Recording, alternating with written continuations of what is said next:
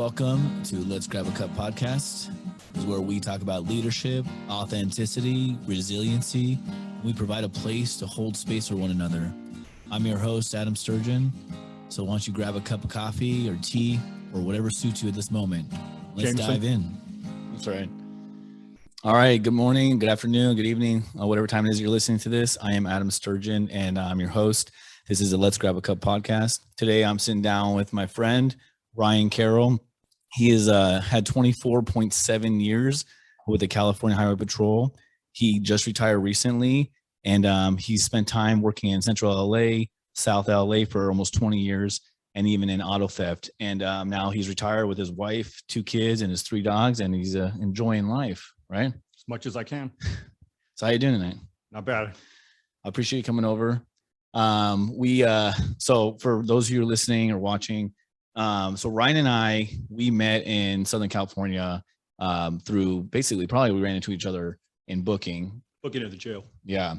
And I remember we ran into each other a month ago about where we're just having coffee. Yeah. And I'm like, dude, I recognize this guy, but it looks a little growing out there. Well, yeah, I'm a little long in the tooth right now. That's cool, man. How you been? Good. I can't really complain. I goofed off today, went to Compton, dropped something off at the sheriff's department, and it was kind of funny. Were you in Compton because of the recent Super Bowl stuff?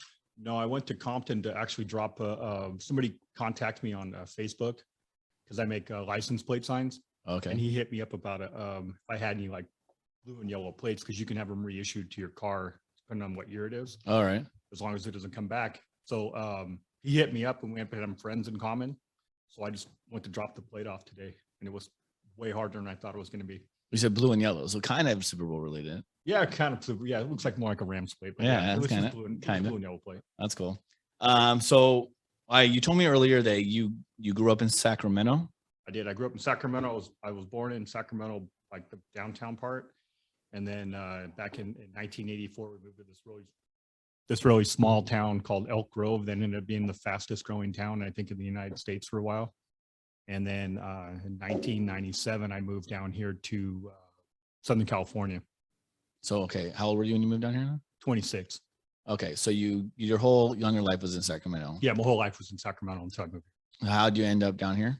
Or why? Because I had the lowest social security number, last 4 digits social security number in my academy class.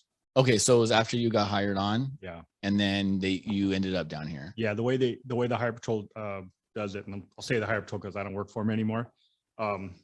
It doesn't go by your grade point average or how you finish in your class, because I had like a 96% plus grade point average in the academy, but my last 4 digits of my social security number is 0001, which made me the last. I don't think you're supposed to say that. I mean, I'm just kidding. No, this is the last 4 digits. I'm it's just kidding. No, it's 0001 is the lowest number you can get. So I was the absolute last person to get an area, and it was Central Los Angeles, which turned out I didn't want to live here, but I've been here since 97, and it's been good enough. I was only 13 years old at night. I was going to ask you about that. Yeah, I had no idea what I was going to do at 13 years old. That's funny. Yeah. And you're down here, cruising the streets. Yeah, it was a good time. All right. So how did you end up even deciding to be a highway patrolman? Did you always want to be a police officer, or did you want to be a highway patrolman? Just like everyone else, I was applying for every single agency I could find an application for. And then a lady I worked with, her dad was CHP, and he's the one that kind of said, "Hey, you ever thought of working for the Highway Patrol?" And I was like, "No, I don't really want to." And long story short, I ended up getting hired by them. Okay, so you say you don't want to, but then you just applied anyway? Oh, I applied anyway because I was willing to get hired anywhere. I was ready to. I mean, I was 25 years old. I was going to get married to this other girl at the time, and I was like, I needed to move my life forward and find a career and something to do. Yeah. And it's been really good to me. Yeah, that's cool. I don't know, like at 25, like, so were you working before that then? I worked at a grocery store. I worked for Pepsi Cola for a little while. Did you always want to, like, is that what you're thinking? Like, I'm going to be a cop for like a few years, or was it just around 25? You're like, I'm going to apply. No, the funny thing was I was going to college, and this guy sitting next to me was a sheriff, and I was bullshitting with him. canine. So he ended up hooking me on a ride along. Oh, that's cool. Yeah. So, and then it's like, the first stop, we're going through McDonald's, to get the post special, bite to eat. And the dude ran the plate in front of us and was stolen. So it was like the very first stop I was actually on was a stolen car. Oh, wow. Yeah. And it was a lot of fun. Did it turn in pursuit or anything while you're No, he had like he had his girl and his little baby in there. I was surprised he didn't take off running. But yeah, so was the guy I was with. He's like, why didn't you run? It's like, I got this big cut on my foot. And as well as I know, that doesn't really mean anything. Yeah. But no, it wasn't pursuit. It was like he just pulled over, and that was it. I mean, it was pretty simple and basic. I mean, I could see why that would be it. Like right your first call, and you're like, dude, this is awesome. Like, or immediately something going on. It was a total adrenaline thing. I was like, oh, it's stolen. It's like I was red Honda. Can't say I never ran a couple Hondas in my life, but it was definitely cool. And then it was just like a couple other. I think he got in a foot pursuit that night, and he had just come off a shooting. So he was still kind of, a little bit jittery and stuff like that on stuff. But the guy that hooked me on the ride on, knew him really well. So it was turned out okay. That's cool. And he was going to school with you said? Yeah, he's retired too. So I'll mention his Brandy Wynn. Oh, okay. He was a Sac County Sheriff's deputy. I think he flies airplanes now or something. Shit. That's pretty cool. Yeah. Hey, if you can do that. I've always wanted to fly an airplane. I've never had any training or any experience doing that. I've flown in an airplane. Yeah, I'm in the, You ever been? I had this conversation tonight. Have you ever been in a helicopter? Yeah. So helicopters are weird because you're in there and it doesn't feel like it should fly, and you just kind of lift off and you start moving. And that's definitely an interesting thing, because I did the task force for marijuana too. Oh, really? Yeah, back in what was it? 2001, because I was in Fresno at the Piccadilly Inn, which is in Fresno's the nicest hotel at the time, which is it's called the Fresno?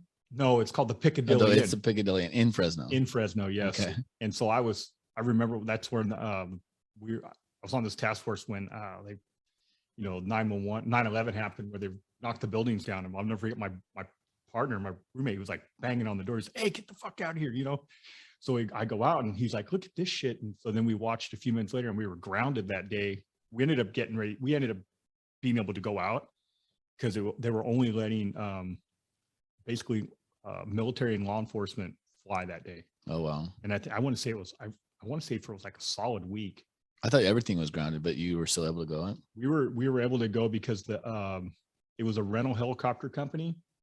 And I can't remember the name of it. It was a rental helicopter company, but the pilot was a lieutenant with this sheriff's department up north, and he called and he got the whole thing kind of like set up so we could go. And we did an eradication in the southern end of Yosemite that day, which was pretty interesting.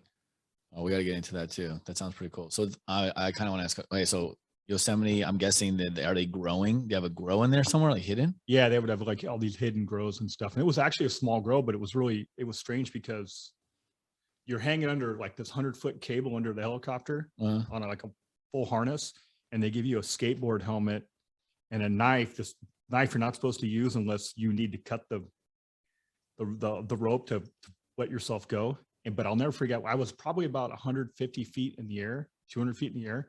And then we flew over this canyon and it just dropped down probably 700-800 more feet. And it was almost surreal. That's crazy.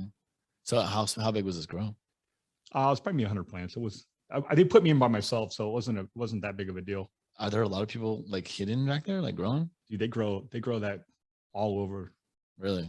Yeah, and it was. I've seen Narcos. I mean, I know they do in Mexico, but I don't even know what they're doing up here you're saying in Yosemite. Well, I think the furthest north we were up in. We didn't go to Humboldt County, but we went to Butte County. We did that was the biggest grow we were in. All three teams met there, and we did this big, huge thing where it's just, and it was like Army National Guard was with us, and the sheriff, usually the sheriffs, and our team had a guy from Gridley PD, or two guys from Gridley PD, 4 Highway Patrol, and then one other guy, but I can't remember what agency he was from. Okay, so this is interesting. So I don't think that most people. I actually didn't even. I forgot all about it until it just kind of came up. Well, yeah, but I don't even think most people would think that. Okay, if I'm going to go in the highway patrol, I could potentially be doing, drug enforcement on a task force jumping from helicopters. Like no one's going to say put those two together that I've ever heard of. I've never heard this before. Well, it was run by the Department of Justice, so you have that state agency, and so you have like. So for me to be on a task force, that means that the task force doesn't have to be sworn outside of the county that you're in. You can go anywhere in the state as long as you have a state officer with you. So and you're a state officer. Yeah, it was highway patrol. So I'm saying, but that's state police. That's what counts as the state yeah officer. So you guys can go anywhere in the state. Anywhere in the state, with few exceptions. So I'm guessing it's one of those things, because I know we have a certain task force. I'm guessing it's one of those things that they will always have somebody attached to this from your agency to make sure that they have that ability. The highway patrol has a foothold in just about every single major task force in the state of California. Really? Doesn't matter if it's they're on the Secret Service task force, FBI task force, LA County where I work task force. When I did the DOJ thing, I was on their task force. But they have everywhere. I mean, they even have guys that go out and foreign export and recovery. They have people assigned just to do inspections of containers. Is this for people? No, it's just they're looking for stolen stuff. Really? Yeah. Okay. Do they come? Have you ever come across like anything crazy looking for the stuff? Like stolen cars? No, like I'm imagining a container full of people. I don't know. No, I've never come across a container full of people. I mean, that's what they always show. They don't really import them in containers because it's so much easier just to have them walk across these days.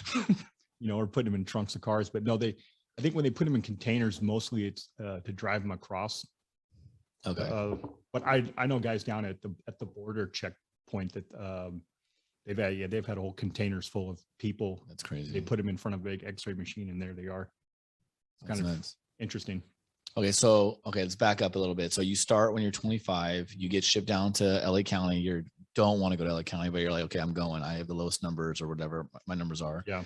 And you end up in Central LA. Central LA, yeah.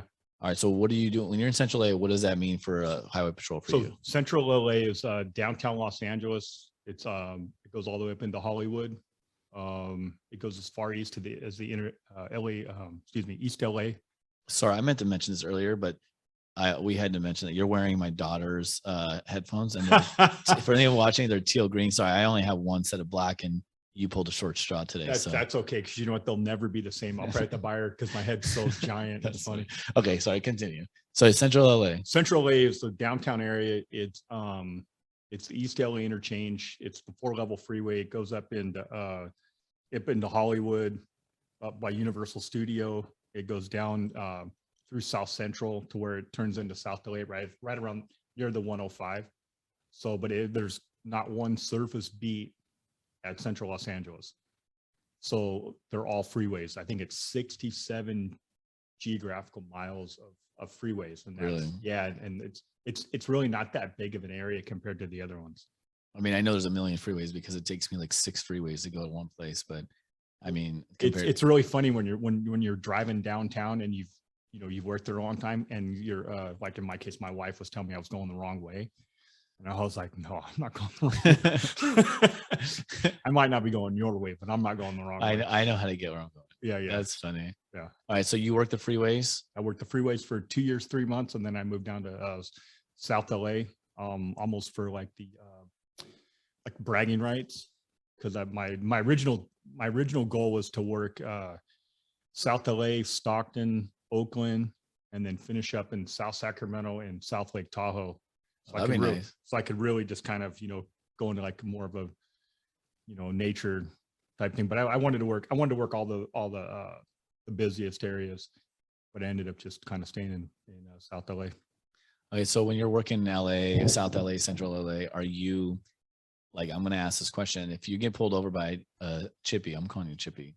If you get pulled over by a Chippy on the freeway, what are the chances you getting out of that ticket?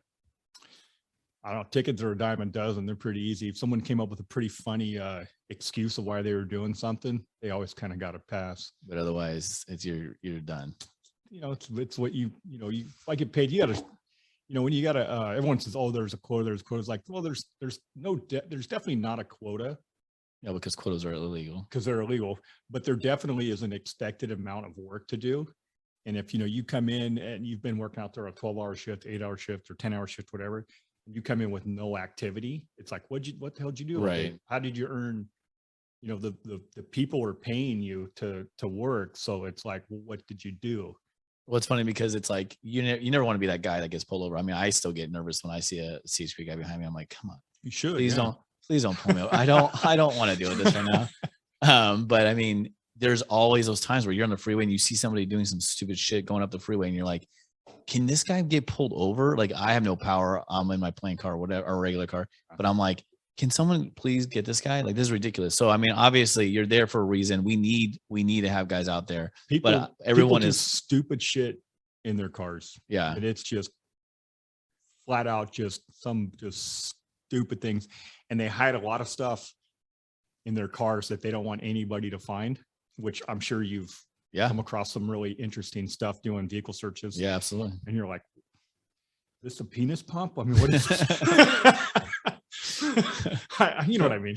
Yeah, it's funny. Yeah, no, I mean, you come across all types of stuff. It's not just that, but like obviously illegal stuff. Like people were like hiding guns. And I'm sure like when they're trying to get away from you guys or speeding down the freeway and then you pull them over, I mean, people are doing all types of nonsense before they even stop, I'm sure. Yeah. So do you feel comfortable like when you're on the freeway, pulling someone over on the freeway? I always tried to get people off the freeway because, anything can happen when you're standing on the side of the shoulder. I mean, you could get debris gets kicked up. One of our armor officers got killed by a tire. Almost, or did? She got killed. It was the first female officer, and I think I was in the academy when it happened. I believe it was on the 91, and a tire came off and bounced over the center divider and went through and hit her.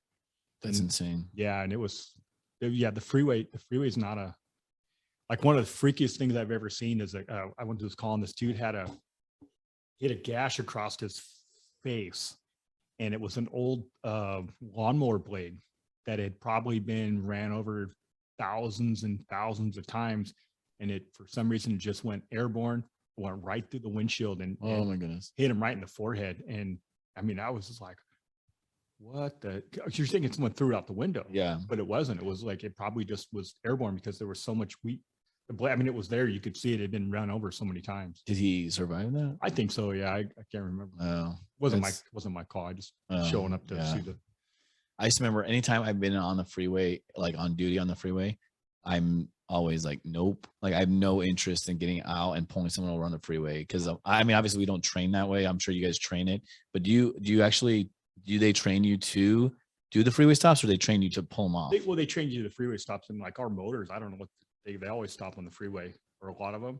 But I mean, I can tell you 24.7 years, almost never got used to it. No. So it's not like, oh, you guys are comfortable. Yeah. It's something that you probably should never get complacent with, because the freeway is definitely not a place you want to stand. Because, people are hauling ass. Yeah.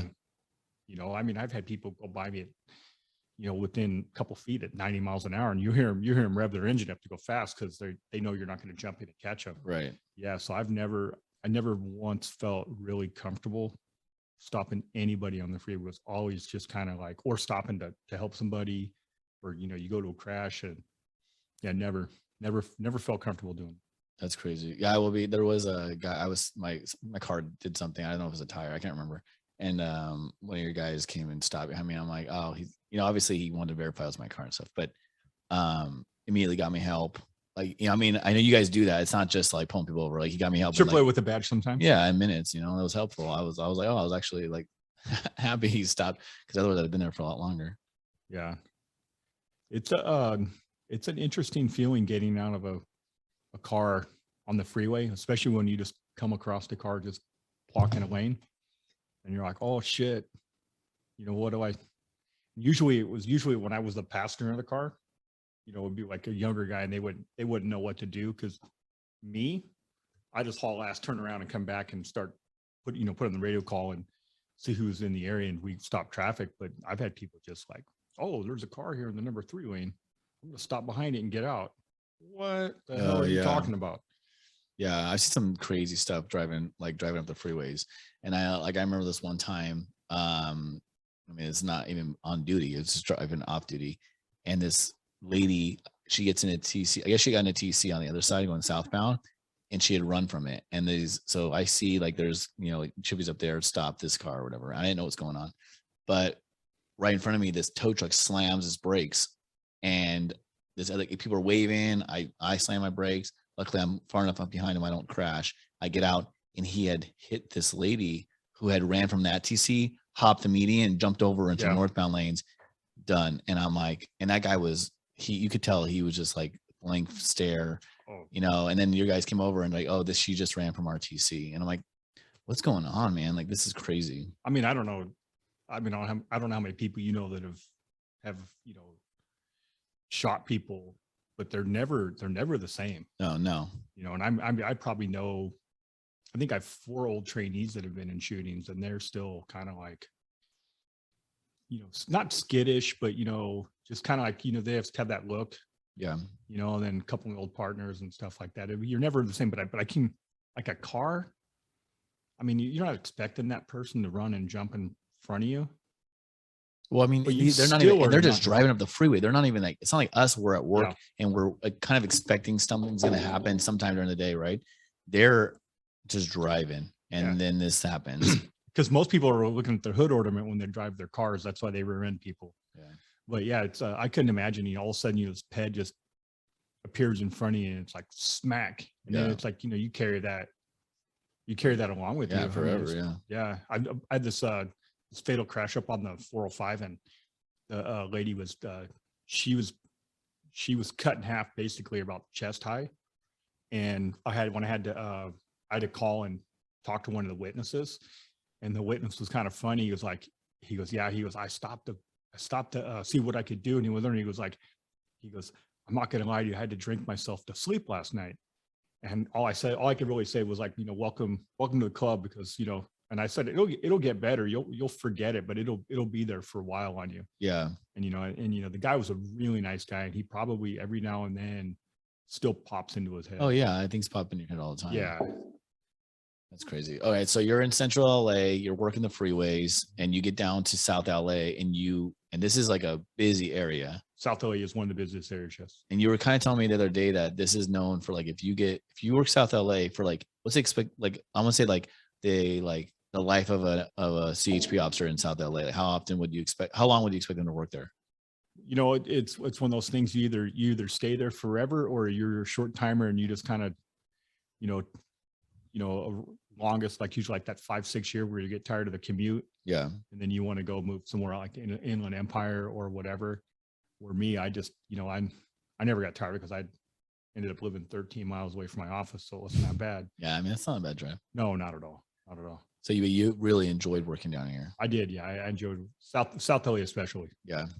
So what do you like the most about it? Like, what was the thing that really kept you going? Probably the people in the community.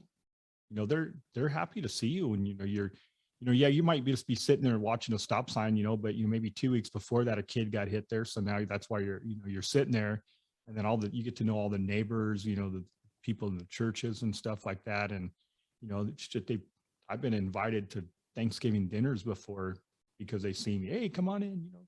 Yeah, that's cool. I mean, that is one thing that I think people expect, like the community, based on like what the media shows. It's that like everybody hates police officers, but that's really not the truth. I mean, there've been several incidents where we're standing out there on a SWAT call out or something going on, and neighbors will come out and be like, hey, do you guys need anything, water? You want any coffee? You want anything? Use the bathroom, anything, because we're out there for hours. Yeah. And most people, they're pro law enforcement. They want to see you be successful. They're not out there hating on you, yelling at you. Well, even like family members and longtime friends, like, oh, it must be really hard for you these days. I was like, well, why? And it's like, well, you're going to believe the television? Because even when you tell them, like, no, not really. It's like majority of the community are happy to see you. Yeah. They really want you there. And they're like, you have these family friends and stuff like that. Like, well, but I see it on TV and it's like, it's a very small population of the people, that probably some of them aren't even doing anything wrong or don't do anything wrong in their life, but they just say, oh, F the police, because that's the popular thing. Because I mean, let's face it, how many Rams fans are going to be next season, right? Oh yeah, exactly. The front, or even the Bengals. There's going to be tons more next year than there were this year. It's funny that you said that, like, there are a lot of people that even were going to cities from out of state or out of this county to go and do these, like when the riots happen and stuff like that. They were coming from all over the place to do that. Don't even get me started. So I was we were in unmarked cars. Yeah. In Hollywood, watching crimes being committed, and we were watching people get dropped off by Uber with bags. Like they just flew into town to do this stuff. Really? Yeah. I mean, I'm just assuming that's why they were there. But yeah, it was a very unique position to be in. And we actually, we stopped this strong arm robbery of this kid. He got his phone stolen, but he was one of the organizers. He had like his green vest on. And so we basically pull up on these guys. They're getting ready to jack. They're jacking him anyway. So we kind of like scare him off, and we're like, hey, dude, get in the fucking car. We'll take you wherever you want to go. And so this asshole starts these guys are the cops. These guys are the cops. Wait, like, the guy that was the victim? The victim just started yelling to everybody who we were. And we're like, hey, dude, we're trying to help you. We're get in, because who knows what they're going to do to you next, because you keep walking. Oh my goodness. Yeah, it was that whole George Floyd thing. That was a whole different animal. I mean, that was worse than when Trump got elected. There was no plan for what happened on that. Right. But the other side definitely had a plan for if he got elected. And they were out there protesting, throwing bottles at us and rocks and stuff. But the George Floyd thing, that took it to an absolute different hemisphere. Yeah. Of just batshit crazy. Well, I feel like everybody was like caught up. I mean, I would say caught off guard. I mean, we saw it starting on the East Coast and working its way over here, but it still felt like agencies were just completely unprepared. Yeah. I mean, how do you prepare for that? I know. I mean, I know Long Beach. I mean, there's still boards on windows in Long Beach downtown. Mm-hmm. And my neighbor thought it was all cool. She's like, oh, we went around, we went and looked. We showed all the kids all the artwork that they put on these boarded up windows. It's like, what kind of lesson do what is that? I mean, I don't understand it. Instead of just taking them down, or just like, I mean, the businesses are worried that someone's gonna. I mean, they're there for a reason. Well, they put the artwork up there, but I was more like making note of like my neighbor going around saying, "Oh, look at they boarded this window up and they covered it with art." Yeah. Well, why did the window need to be boarded up in the first place? Right. You should say this is a bad thing, not a good thing, artistic wise. Well, I know that there's businesses that were just preparing all over the place, preparing for what's going to happen. And the businesses that didn't prepare, because I mean, really the police can only do so much, right? Like we only have a certain amount of officers working or a certain amount of people that can resources. And then you have thousands of people come upon your city, and the businesses, a lot of them, which was a smart thing, they took it upon themselves to really protect themselves, because obviously we can only do so much. You have to kind of protect in place and just kind of like try to protect the lives, not the property. Because I mean, you could really honestly in about 10 minutes make enough rest to just kind of deplete your force to where you're ineffective now. Yeah. Really, really, really fast. Yeah, we were running around like with our heads cut off easily. I mean, we couldn't keep up. Oh no, we were on the sheriff's and the LAPD frequencies, and they were just okay. So were you plainclothes at the time? Yeah. Okay, so all right, we gotta catch up because so just to get your we weren't in the black and white car telling me, hey, there's the police. Yeah, obviously, yeah. But so you're at this point you're on a task force. Yeah, I was on our I was on the task force. But when we get called back to do stuff like that, we went back to the core unit, which is the CHP. Okay. They have their major crime unit, and then they have their auto theft. And CHP is big in auto theft. They're like the statewide coordinators for it. Okay. So there was two different sides, and I was with the guy that was on a task force for Department of Insurance at the time, we're kind of paired up. But yeah, we were just sitting there just watching crimes happen and just calling out, the other agencies to come in. Was that was that what they wanted you to do? They tell you, hey, you are not to intervene unless that was our whole function, and just be witnesses. Yeah, you don't really have your protective equipment. It's in the car, but I mean, I don't know if you ever worked in unmarked or plain clothes. It's like you're just, all you're doing is, I did a lot of surveillance, right? And you're sitting there in surveillance, you're kind of leaning back and, just watching people do stuff. And yeah, we were watching that. Right down the street here, we were getting coffee at Glory Days, and we heard them pop the door at Walgreens or CVS. It's on the I'm not sure. It's the Glory Days. Yeah, it's right there. We're sitting there like we thought it was a car crash because it was a window that they popped, and they went in there, and we heard them pop open the rolling door in the pharmacy, and it's like we go around there and like there's 4 kids in there stealing all the drugs, and it's like that wasn't like social disobedience. That was straight just thievery. It was all thievery. Yeah. So how did you end up on the task force? Okay, so what task force you started? How many task force were you on? I was on a task force in 2001 for the campaign against marijuana, with camps, so like CAMP, and then I was on TRAP for the last 2 years of my career, and then I just finally was just like, I found out I could just sit at home and make the same amount of money, and now because I had purchased a bunch, I paid a lot into my retirement. Oh, that's cool. And then I was just like, you know what, I'm smart choice. I'm gonna sit home and watch it on TV now, and everyone's happy, but I don't have enough stuff to do. That's why I'm probably here. I don't know. Yeah, anytime. Yeah. So how did you get on the task force? So you're working South LA. You're working I know you work DUIs. No, I was a big auto theft guy. So you're already doing auto theft. I was already every single night. It was just, I mean, a DUI is a DUI, but and don't get me wrong. Like you guys were always down there for DUIs. Don't get me wrong. People downplay the DUIs, but if you ever, if you don't mind going to court and testifying, then a DUI is a great thing. And you do a lot by taking a person that's impaired off the street. I mean, you really do, but I've had 3 cars stolen from me. Oh, really? So I just hate people that steal cars. And I will say that the lower person that have stolen my cars from me has stolen people's work vans with all their tools in them, because I had an uncle that had all his tools stolen. And so that's just the lowest of the low to me. And no, I just had this, I always had this, thing for stolen cars. And because why do you steal a car? To commit a crime? And what's going to happen? Probably going to run from the police. Yeah. So, so I got in lots of pursuits, and it's ultimately probably like why I ended up going to the task force, because I was just, I had 20 plus years on, and I was working graveyards, and it was like I had one December where I was like, I think I got 10, where I was either primary, secondary, or the officer in charge, supervisor of it.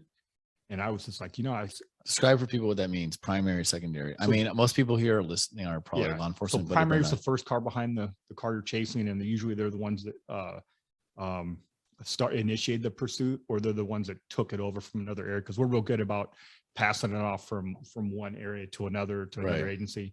And then your secondary is the one that calls out all your freeways and your directions and stuff like that.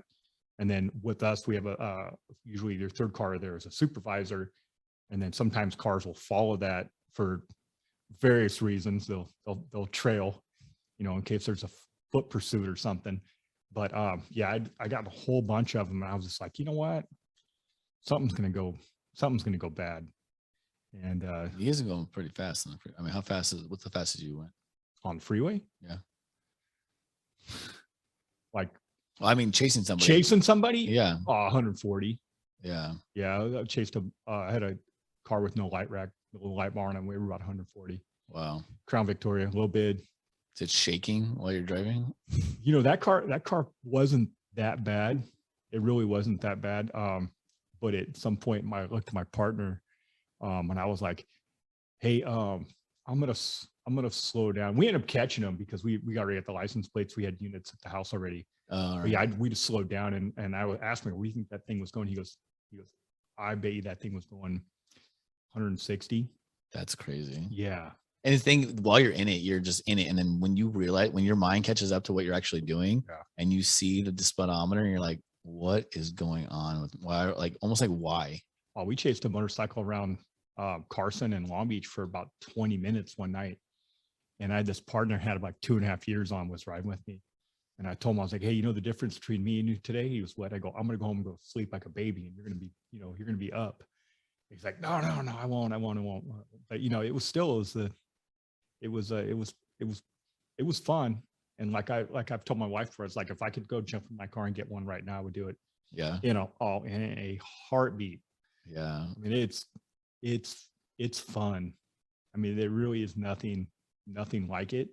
No, I mean, there's not. I mean, that's why I think that there's tons of video games out there for everyone. Yeah. It's But like, the more, I mean, you definitely get better at it.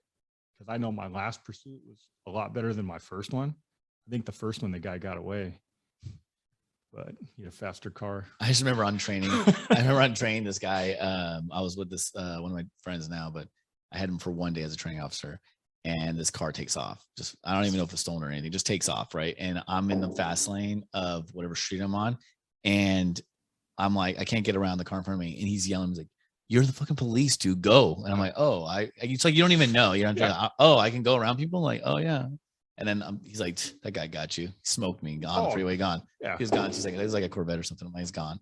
But it's just funny, like, yeah. But when you're chasing someone, I mean, it's an adrenaline rush. I think a lot of us deal with this, like this adrenaline thing. That's why, I mean, we're in this career for a reason, and people survive this career for a reason. But you just get a constant adrenaline, like up and down throughout the day. Well, I think that's ultimately like people's lives get shortened because your adrenaline, like the studies I've read, when you get that adrenaline rush, it's like it stays with you for several days, and then you put that on like every single night. Yeah, and multiple times a night. It's not just Yeah. one Oh thing. yeah. Yeah. I was talking about this. I've been talking about this recently. This, like, I feel like it's like a thing I called it adrenaline chasing. And I've read a lot about it, and basically what people call is hypervigilance, but it's this idea of just like constantly going to calls, and it's like you're going up and down, endorphins just like pumping, like it's crazy. Yeah. What we deal with on a daily basis. And then what do you do with it? Like, where does it all go? Yeah. And then you go home. It's like, it has to go somewhere. And then you just adrenaline dump. And then that's why you got guys who are just like exhausted all the time. Oh yeah. It's like the guys in our profession, you always have like low testosterone. You have all these different health things that will catch up to you eventually, no matter how well you take care of yourself, it will catch up to you. Yeah. I mean, that's why you have like the LAPD SWAT guy that died running the LA marathon like 10 years ago. Oh, I didn't know about that. Yeah. He just dropped dead running the marathon. And the dude was in, part of their like Delta Force of fucking LAPD, whatever. That's crazy. Yeah. Yeah, man. I mean, definitely is part of the attraction to the job, but it also can be a detriment it's not handled correctly. It could be a detriment. Yeah. So you're sitting there chasing cars, and you end up on trap. And that's the first thing you ended up on, right? The first task force? No, I ended up on our, my first task force was in 01 for the marijuana task force. And then later on in my career, I went to our auto theft unit. Okay. And then after I was in auto theft unit a year, they sent me, there was a position opened up in trap, and they just sent me over there. So the marijuana unit, was that the one where you're jumping from helicopters? We were hanging under helicopters. It was fun. Yeah, that was a blast. I mean, that's probably the most fun I got overtime on that. I got hanging out of helicopters. I wish I had some cool pictures for a while. I don't know where they're at. Of you under a helicopter upside down or something? Yeah, I was like when I was like, I hung upside down, I put my feet up, and I took a picture from the bottom of the helicopter, and was hanging upside down, because at one point you just got to kind of say, if you fall, you're not surviving that, so you just kind of like let it go. And it's it was a lot of fun. That's funny. That sounds pretty cool. Yeah, it was a lot of fun. Okay, so if you join the CHP, you can end up on the marijuana task force and hang upside down from a helicopter. You could end up on lots of different task force if you play your cards right. So is it, yeah. So what's the competition for something like that? Like to get on these task force? I mean, you were basically 20 years down the road or more. You gotta, be that, not that hyper vigilant officer, but you have to be the one that has your, you know how to do all your paperwork right. You show, you basically, you're not a shithead. You're not, because we both know guys that get in trouble all the time for dumb things. Not even like something worth getting in trouble for. They just get in trouble, like not turning a report in or something like that. So I mean, you gotta be that person that is, like basically solid, so they can say, hey, I'm gonna put this person with these other allied agencies, and he's not gonna embarrass us. Yeah. And I don't think I embarrassed myself or my agency. I mean, I'm talking about your reputation. Yeah, it's reputation. It's your work ethic. It's lots of things. I think I had 60 trainees before I left to go to the auto theft unit. So it wasn't like it was, and I was that guy that always said, hey, I want a new, because I'd worked with these guys that were trained by other people, and I just didn't like working with them because they would come out all messed up or not up to par to work the area. No, I mean, it's the effort put in is the effort you get out. And if you're going to put the effort in to try to make people work in the way and to do the stuff the way they're supposed to do it. And you're were you an FTO? Yeah. So when you were an FTO, did you show people how to cut corners, or did you kind of you show them the right way to do it, and then they figure the corner cutting out later? Oh, that's what we tell everybody. Like, we tell all the guys, listen, you're gonna, even now, like as a sergeant, like the guys, they're gonna cut corners on their own. Obviously, I think in any profession, anywhere, people are gonna find a shortcut to do something. And I try to tell guys all the time, like, if you do it right, and we won't have a problem. As soon as you start cutting corners, that's when everything starts falling apart. Well, as you supervisor, you just never want to be surprised about anything. Yeah. And when you go out there and you ask the question, you can, I can tell you right now, you probably know when people are bullshitting you. Oh yeah. And you're like, because they always, when people would bullshit you, they don't always come out with the answer right away. They pause. Well, it was funny. I had this conversation just today. Yeah. So this guy comes in. They tell you shit. Yeah. Well, this guy comes in, and it wasn't even my guy. He asked the next sergeant, hey, like he was skipping briefing. He was like, I'm going to go down and handle something downtown. Because I'm going to handle something. Do you have a motor? No. Oh, it's not. And then he goes, and then they sergeant asked him, like, he's like, okay, cool. And he goes like, hey, what is it? Oh, it's a thing I was asked to do. And it was like pulling teeth to get in it's just to say what it was. And he's like, dude, and we're both sitting there. I'm like, dude, you're giving him a headache. You can see this confused look on the sergeant's face. I'm like, just say what you're doing, man. Like, let's just be transparent and what's going on. Like, it's not a big deal. You'll be allowed to go do whatever you need to do. Yeah. It's just fun. It's just crazy. Like, yeah, I get what you're saying though. The idea of like cutting corners and how much of a problem it causes. And you can definitely read people. Well, yeah. It's like there's corners you can cut and everything, and there's shortcuts you can take to get from A to Z. But there's, in stuff we do, it's like you got to follow a specific path to get there. And if you cut something off a little bit, that could mean a lot. Recently there was a deal. I've noticed this, and I think a lot of this has to do with like the political climate.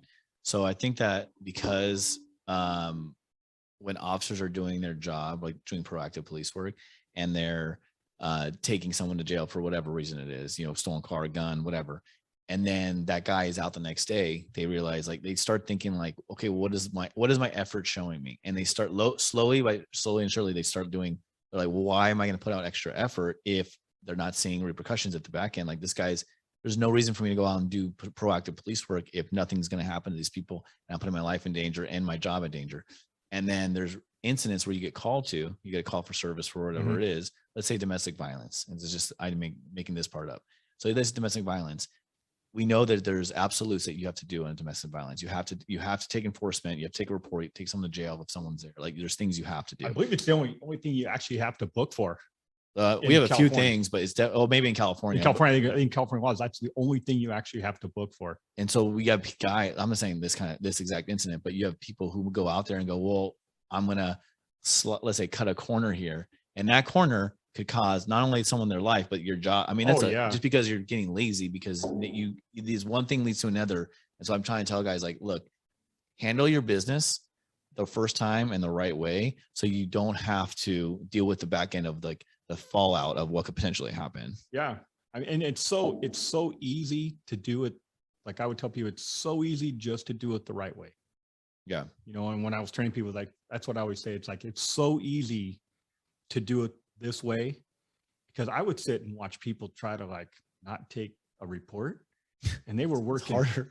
They were working so much fucking harder to not do what they're supposed to do than just to take it. Yeah. Because I mean, I don't know about you, man, but I can't even tell you how many reports I've taken that I didn't want to take. But it's like, it's so even reports I'm not required to take. Okay, well, if someone says I want to report for this, and it's like you said, it's going to take you 20 minutes to try to put on it off or push it off or advise it or whatever you want to call it, and then it's still going to end up being someone that wants a report. I mean, and just take the report. And not to mention, what's that impression you're leaving on that person, where they're saying, oh, you know what, I pay all my taxes, I do this, I'm a good person, and this person doesn't want to come and do what's required. I mean, it's terrible. And I would just sit there and I laugh at people like, why are you trying so hard not to take this property damage only crash? Really? I mean, like, it was just weird. I don't know.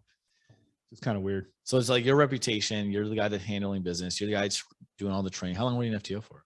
Oh shit. 15 or 16 years. Yeah, that's a long time. Yeah.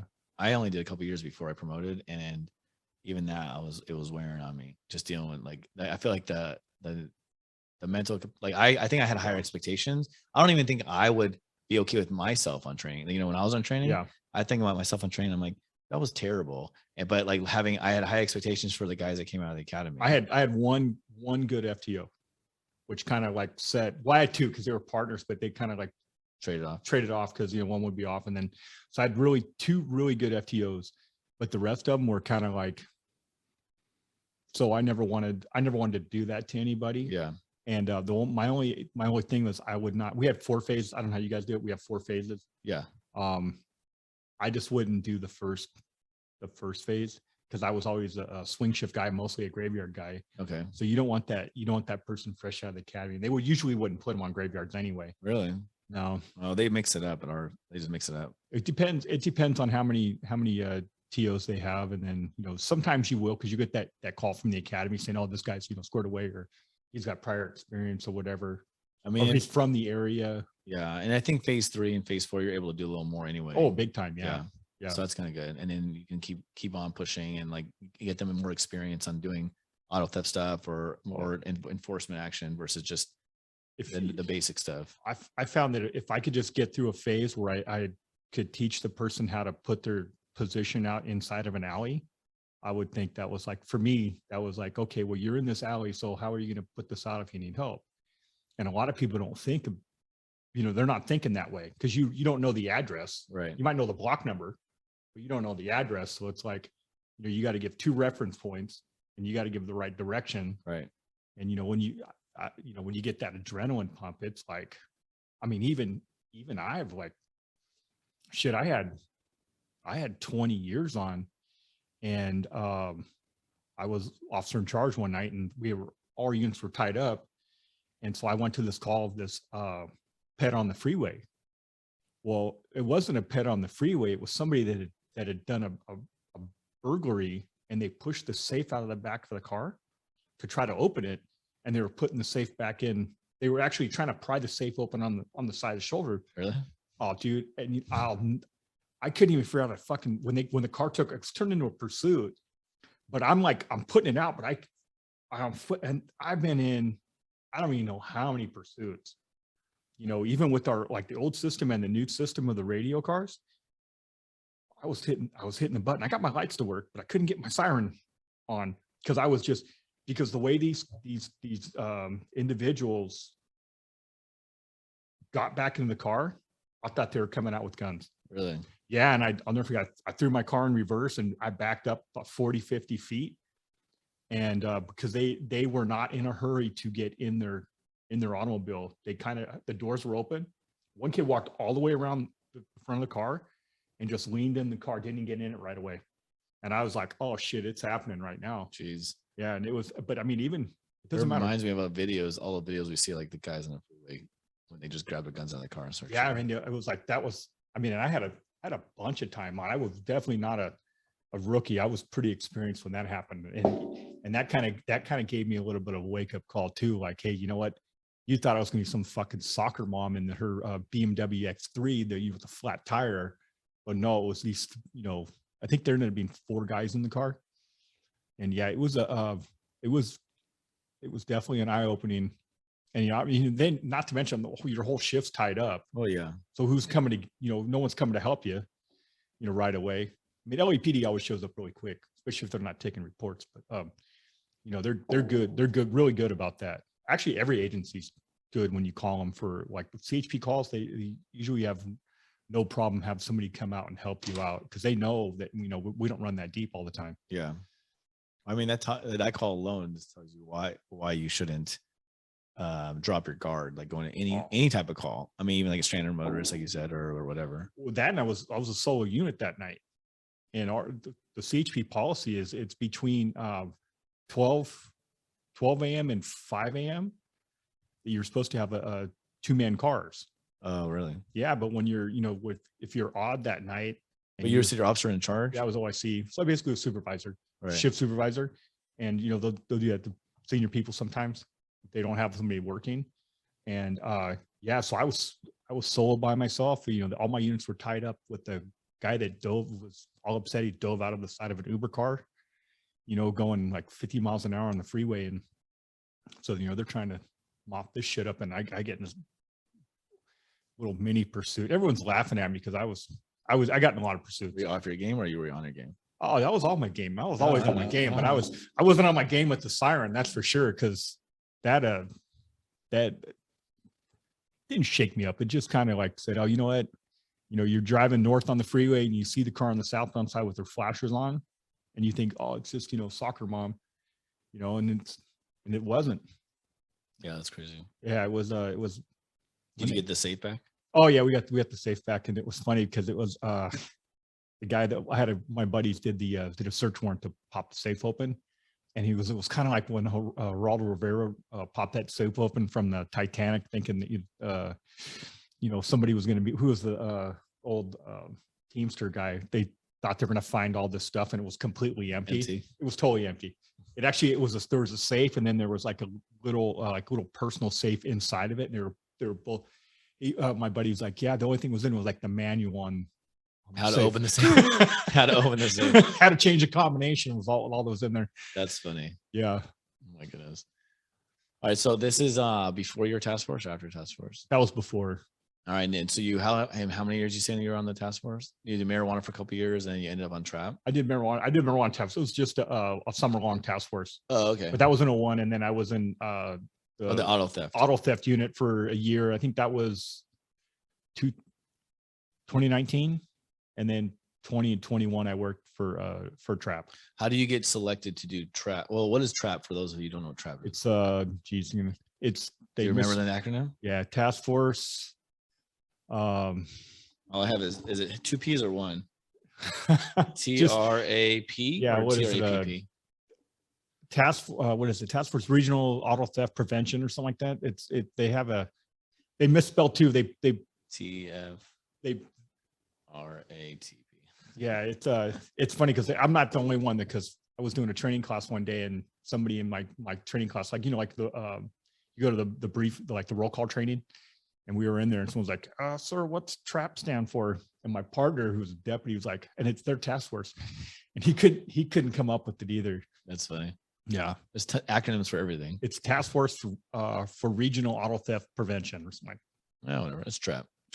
Auto theft. Auto theft task force. Yeah. So how did you enjoy trap? Was that your best task force, or which one would you say that's the most fun you had, or was it before that? Patrol. Oh, by far, hands down. Patrol was the most fun. And I was talking to one of your guys today, and he's like, F that. He's on some detail. He's like, I'm never going back to patrol. And patrol's different for us than you guys. I mean, yeah, it's different, but honestly, I enjoy patrol. Every job that comes up right now that I see, I'm like, I don't know. I don't want to go inside. I don't want to sit behind a desk. I really enjoy being out on the street, and then someone's there for the guy. I mean, for me, I'm not handling calls for service. Yeah, you're not handling calls, and I can't say it's the same for the officers. And you don't show up at every call. Like where when we get a call, it's like, I mean, it could be a fatal crash, and it's like you're the person, whoever's beat it is the one's handling that. Yeah, and you just kind of put different jobs out to people. But yeah, patrol, 100%, man. Yeah. Florence Firestone. That was that. If they didn't have 1 o'clock court for traffic, I would never have left that. Really? Oh, hell no. Every time I had a trainee, man, my trainees were all up there in the Florence Firestone area. That's crazy. It's funny because I think everybody it's not everybody. There's a lot of people who go, especially nowadays, these young guys are going to police work. They're like, oh, I want to be a detective, or I want to be whatever. It's never like, oh, I want to be the patrol guy, And I know, like, when we look at even the show Cops, or when you're a kid, whatever shows, it's always, you have to start somewhere. You have to start on patrol. But so you did all these task force, and even after all of that, you retired with the trap. Yeah, I would probably be happier today if I would have went back and worked patrol for like 6-8 months to a year before you left. Yeah. Why don't you just tell them? Call them up right now. I don't know. You think they'd take you? You know what? I could only work another 1.5 years. Oh, really? So I don't know. I don't know if they would take. If I get divorced, it'd be easy because they, you got to pay all your retirement back in. But no, yeah, I think with 1.5 years, it's like the maximum. I don't. Is that like an option right now? Do we need to call your wife? No, I don't know where she's at, but I think she's okay. I think she's fine. No, but yeah, well, I dropped something off today at one of the Santa Fe Springs office, and I won't say his name because he might hear this podcast, but it's like the dude was married for a bunch of years, and these guys are, and then they get divorced, and it's like, you married 20 years, you just lost 10 years of your retirement. Yeah. Wasn't it easier just to kind of work shit out? It's a lot. I mean, it's a lot of time, effort, money, emotional, negativity. Yeah. But when you're done, you're done, I guess. So I'm just not in that. I've never been in that position. So yeah, I have my little story with that. That's another time. Yeah. But yeah, it's definitely a lot. You go through a lot. And I think I think it's crazy. Like for me, I mean, I was married for 8 years when I got divorced. For those of you listening, I haven't really put this on the podcast yet, but my wife and I got divorced, and then now we're back together. So we were divorced for a few years, and then we got back together. But yeah, it's just emotional strain on all sides. But I can't imagine, like you said, like 20 years on, and you're almost starting over. Yeah. And then, or I have one of my friends, he was about to retire. I think he's still working. He's about to retire at the time, and they get divorced, and he's like, I don't know what to do. Like he was about to just enjoy his retirement, like go off in the sunset, with his wife. And then this happens, and he's like, what am I going to do? I'm going to be retired, not have any, I have no social circle. It just changes everything. Well, I think what a lot of men or officers in general, they don't realize just exactly what kind of special person it takes to deal with us. Yeah. To put up with that.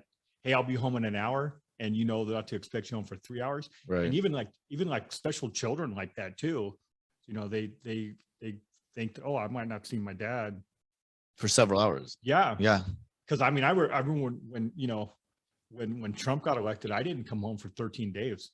Really? Yeah. And George Floyd too. Yeah, we were on a couple. We were on 12-hour days. Yeah. I didn't see, well, even COVID, I didn't see my kids for 2 months. Yeah. In COVID. And that's just me working anywhere between 5 and 7 days a week. Were they forcing you guys overtime because you guys were I was on a COVID response team, but because I was in the mix with it all, she was ex at the time, but my wife, she was really worried. Obviously everyone was really worried what was gonna happen. And because I was still working, she didn't want to get exposed and the kids get exposed. So it was like, okay, we'll take this time apart. I got me away from the kids. And it was, it's fucking sucks, dude.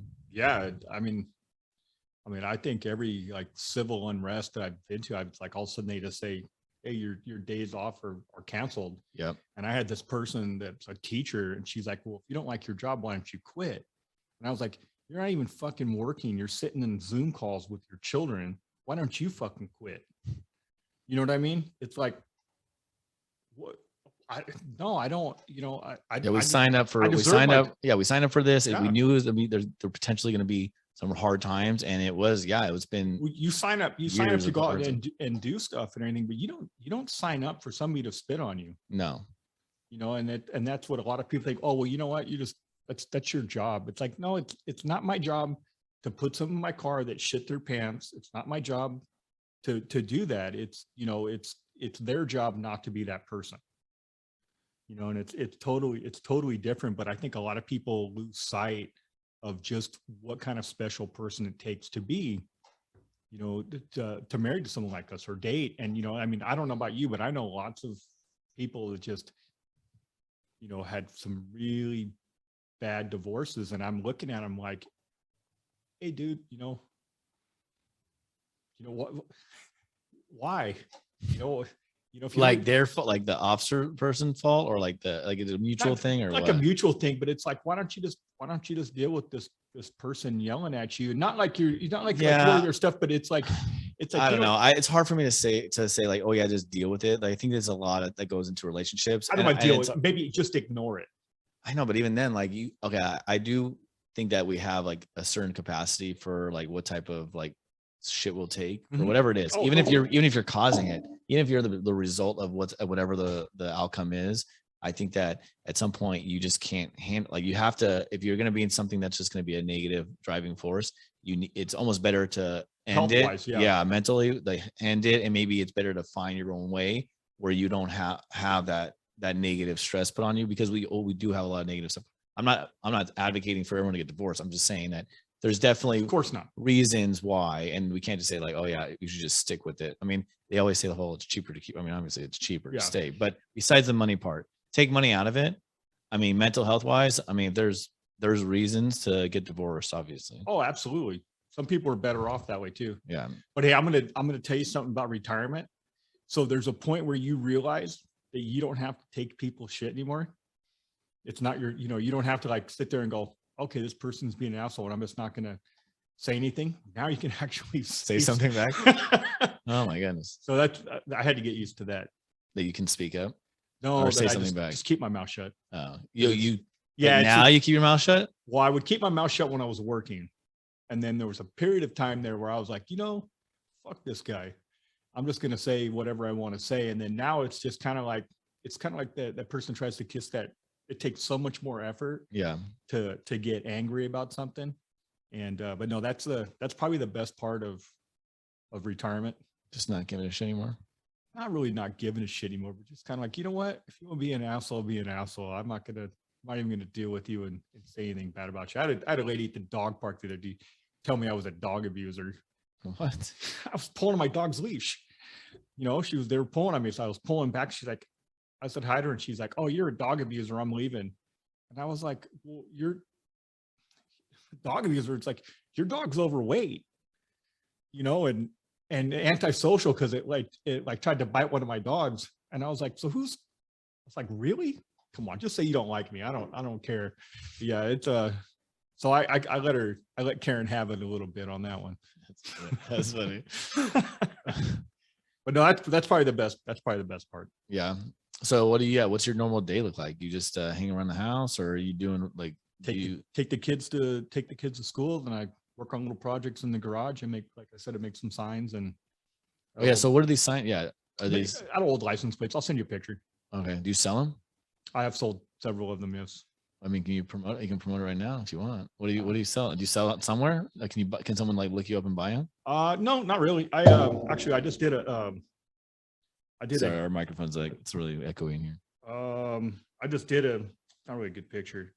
I just did a Jeep grill that I think I'm going to make a table out of. Oh, that's cool. And then, I do like ID numbers, and I feel like everyone has like something they're making, like doing something on the side. And then I got a friend that has Oh, okay, yeah, that's a cool. couple Chick-fil-A's, and so his wife wanted to eat more chicken. That's So funny. I made one for him. Yeah, I do quite a few of them. That's cool. I think I made almost 200 of them right now. And Jameson. Yeah, drinking a little Jameson every now and then. That's good. So what's on the agenda for this week? I got to take the kids to school, and then I'll probably walk the dogs. Just, dude, I mean, compared to chasing cars, I mean, it's really changed quite a bit for you. Yeah, it has. Actually, I'm actually trying to get another retired annuitant job. Okay, that'd be so maybe me mentioning my agency might keep me from doing that, but I'm trying to go work down by USC doing backgrounds and stuff. Oh, that'd be cool. Yeah. I know they all is guys doing that kind of stuff right now. Yeah, I mean they're kind of mindless, investigation. What are you talking about? It's very important work. It's very important. It's and rewarding. Not very fulfilling, but it's come on. You're not selling yourself here. Oh, dude, you're like, you're gonna ruin someone's dream, and it's like, hey, you know what, dude? Yeah, you put peanut butter on your nuts and your dog licked it off, and you're not.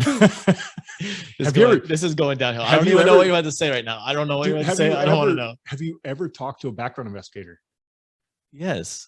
I had to go through backgrounds to get hired, of course. No, have you ever talked to like one of your background investigators? Oh, about what they've done? About the backgrounds? The shit that people fucking admit to? Oh no, I haven't. Oh, dude. Is that I gotta get someone on here about that? Yeah, you know what? Yeah, you have to. All right. Honestly, you have to. I know a couple of them. So if you want to get on the microphone, maybe they could go back and forth. Oh yeah? Yeah. All right, I'll have to hear about this. I mean, it's almost as bad as some of the shit you find in people's cars that they don't want, like all their porn collection or whatever they don't want their wife to see. That's funny. I remember on training, my buddy, he goes to do a search on somebody, and he's like reaching in his pocket and he's grabbing something. He's like, "What is this?" And he's like trying to pull it out. He's like, "What is this?" And he pulls it out, and it's like a butt plug or something. Oh, he's yeah. Like, "What is this?" The guy's like, "It's my butt plug." He's like, "Oh," and he didn't have no gloves or anything. I was like, "Oh, it's so nasty." Yeah. I know you get started. All right. So what's something that you would now after 24.7 years? Yeah. You didn't know you're going to end up in LA, but you joined the CHP and they sent you down here. What's something that you would tell young guys who are looking at a career in law enforcement or that are in law enforcement right now, or even in the CHP that you wish you knew? So probably say don't try to be your own legend and work too long and start promoting early. Early. Yeah, probably like that 10-year mark. So you have the credibility of been there, done that. Because I've worked with those guys that have like 3 years on, and now all of a sudden they're supervising you, and you're like, hey, you don't even know what form you're supposed to fill up. You knew it on your test, right? So, but yeah. I think like that 10 to 12 year mark, like just go up and go for the money. Yeah. That's what I would. That's probably what I would say to people now. And go back to patrol. Yeah. Patrol is everything. It's the most rewarding part of law enforcement, if you ask me. It's going to be the most memorable too. Yeah. I mean, any stories you're going to have, like the real good stories, are going to be from your time at patrol. Yeah, I mean, I had some enjoyable, funny things I saw when I worked, like the civil unrest and the like unmarked car stuff. That was fun, but I think all the really, really fun stuff happened while I was on patrol. Yeah, that's cool. I won't go too far into it. Yeah, but it's all the really fun stuff. We may have to do something. Nothing illegal. So we lost battery power here. That's perfect timing. Nothing illegal. Well, obviously. Well, okay, so we'll end here. I appreciate you coming over, Ryan. And I need to refill my cup anyway. Yeah, me too. Let me get this outro music. So I gotta press the button here. That's pretty sophisticated. I know I have this little thing. We have only one video. You get to see your face because now you're not on it. Oh, okay. My iPad died. Oh, you're better looking, so it's fine. No, that's all right. All right. Well, this was Let's Grab a Cup. I can't even speak anymore. Let's Grab a Cup podcast. I'm Adam Sturgeon. This was Ryan Carrol here from the CHP. You can find me on Instagram at Let's Grab a Cup or at AP_Sturgeon. And you can find any coaching stuff or anything on my website and this podcast listed up there with all the links at sturgeonwellness.com or letsgrabacup.com. And Ryan, thanks again for coming, man. It was fun. Thank you. It's a good time. I appreciate it. Hit this, hopefully hit the right music.